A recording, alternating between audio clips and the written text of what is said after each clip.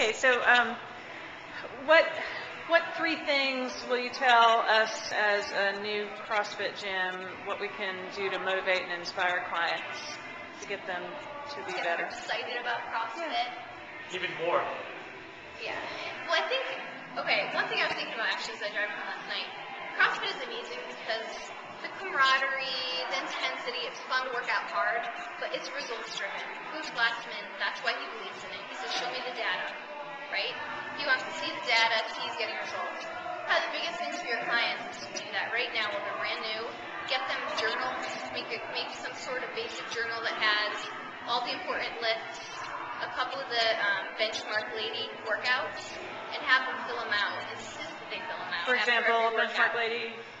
You know, like Kelly, Fran, Cindy, those guys. Okay. The reason we have benchmarks is because you do it 1 month, you do it again 4 months later, and you chop 5 minutes off. Right? It's so, and we have a tendency to like think down on ourselves, and you'll be like, God, I'm not getting anywhere, I'm making no progress. If your results are written down, you can't say that, and you'll be amazed at the progress you're making. And they do, have them do Cindy, next week, their first real week being here, and then do it again 2 months from now, and they'll be amazed. They'll be like, wow, last time I had to use the black bands, and I only got 5 rounds in. This time I used the blue bands, and I got 6 rounds. And like people have a tendency to like think that they're not doing as well as they are.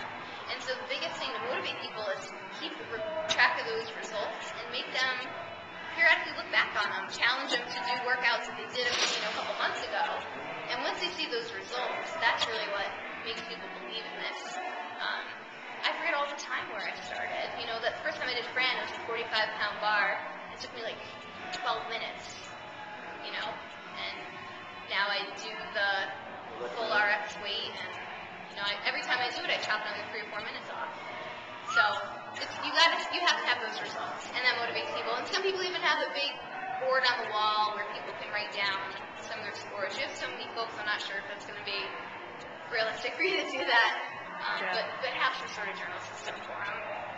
Other things, just celebrate every little thing. I mean, the first time you see someone shrug on their clean, I don't care if it was like 35 pounds, like scream, jump up and down, get excited. They have to know that like you're excited for them, that we're not just trainers at CrossFit, we're coaches. And it's so much more than just like teaching the movements. We're their friends, we're excited when they're excited, we want to see them do well. It's not a global gym where we don't care about results, we just want your money. We care about your results as much as maybe more than you care about your results. And that's what makes CrossFit unique. So jump up and down, get silly, get excited. When someone's looking at a box and they don't think they can jump on it, but you see in their eye that they want to jump on it, don't leave until they've gotten it. Keep pushing them. So those are only 2 things, but those are the big ones for me. How about pull-ups? Yeah. Women and pull-ups, specifically. Sexy. Damn Yes. So give me an idea of what the progression is for an average woman coming into your gym, that she's starting on bands Starting on black bands. moves to kips. Starting on black bands, doing dead hang. Encourage the kip on the bands. People feel like they can't kip because they're still in a band. We have people, once they are confident they can do a couple dead hangs, try to learn that kip motion even on bands. I see a lot of people progress from black to green to blue to nothing in 6 months to a year, depending where they come in. And that's a person that's practicing their pull-ups how often a week? We incorporate them a lot into, if they're not in a workout, we'll have 5 or 10 in a warm-up. Like, it's pretty common for part of our warm-up.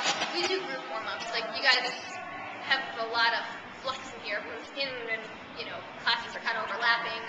It helps that we have just 1 class an hour. You get there on time. We do a 10-minute warm-up as a class, 10 minutes of instruction on what the workout of the day is, break down the movements like we did right now. Even when everyone's experienced, my coach will still break down all the movements because everyone can pick up something they didn't pick up before. Do the workout and pulls in afterwards. Very often in the warm-up, we'll have them do like 2 or 3 rounds of Cindy. So 5 pull-ups, 10 push-ups, 15 squats, go do it twice. So they should be on the bar once or twice a week at a minimum. And of girls want pull-up, and we encourage them to come in early, stay late. You know, once you're done with your workout, jump up there and try 5 or 10 pull-ups before you go home. So, Just curiosity, what's your average class size? we've had classes with 1 or 2 people. When it's a weird day, we've had 15, 16. I'd say average is right around 8 to 10 right And now. how is management with equipment and stuff with larger classes? We're lucky we've been around maybe 18 months now, and Amy's just been every time she's not in the negative, she'll put any money towards getting new equipment. Until we have a fully stocked gym, we probably have 20, maybe more than 20 barbells, tons of free weights. We have 32 pull-up stations. 32 pull-up stations. How about racks for